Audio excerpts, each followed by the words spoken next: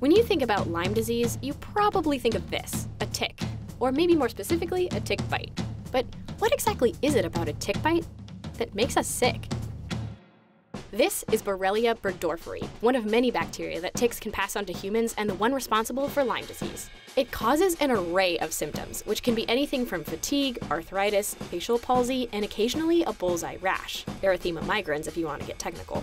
We've only known about the pathogen since the early 1980s, but it's been around for much longer than that, potentially for thousands of years longer.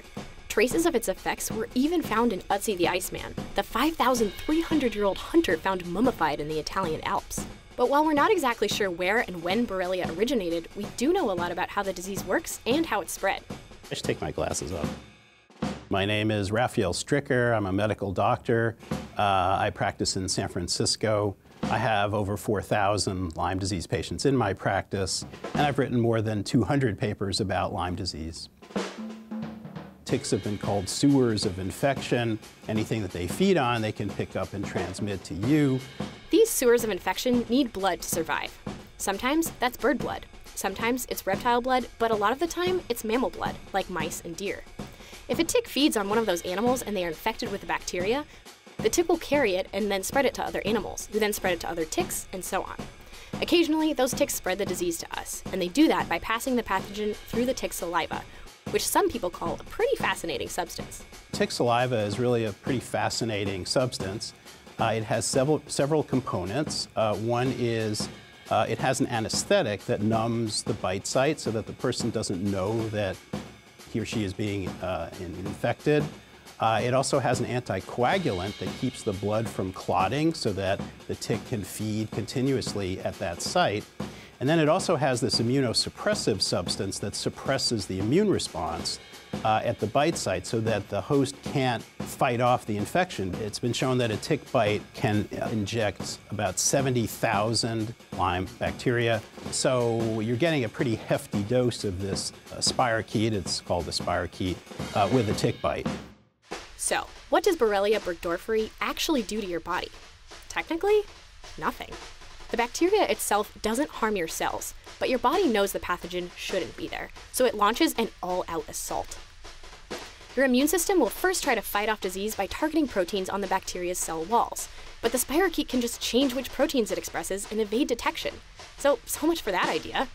Then, as the pathogen moves through your bloodstream to other parts of your body, your immune system continues to fight it by producing cytokines, which work to regulate your immune system and produce inflammation. This inflammation then occurs in the areas the bacteria travels to, which, depending on the strain of Borrelia, can occur in the joints, muscles, heart, and even the brain. But due to the bacteria's ability to evade detection, this inflammation does nothing to destroy it, and everything to make you feel sick. So that's what really causes the symptoms. It's not the bacteria per se, it's the body's response to the bacteria that causes a lot of these symptoms. Basically, Borrelia burgdorferi isn't doing much of anything, other than trying to survive in its host.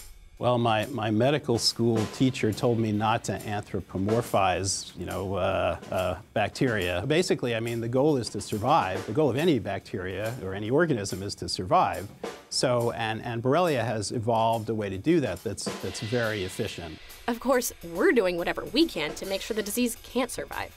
Currently, Lyme disease is treated with antibiotics, and while a vaccine was created around 16 years ago, it's no longer being produced due to low usage and potential side effects. But there is interest in developing a new vaccine in two different ways. One idea is to target the proteins expressed by the Borrelia itself, which fights Lyme disease, while the other idea would involve fighting the compounds in tick saliva, which would fight Lyme as well as a number of tick-borne diseases. Because ticks are, after all, sewers of infection. So if ticks, mice, deer, and any other number of animals can be infected with Borrelia burgdorferi, why don't they also get Lyme disease? Deer have a kind of protein in their blood that kills the Lyme bacteria. And the question always comes up, well, why can't we put that into humans? And the answer is because humans aren't deer. So there you go. Humans aren't deer.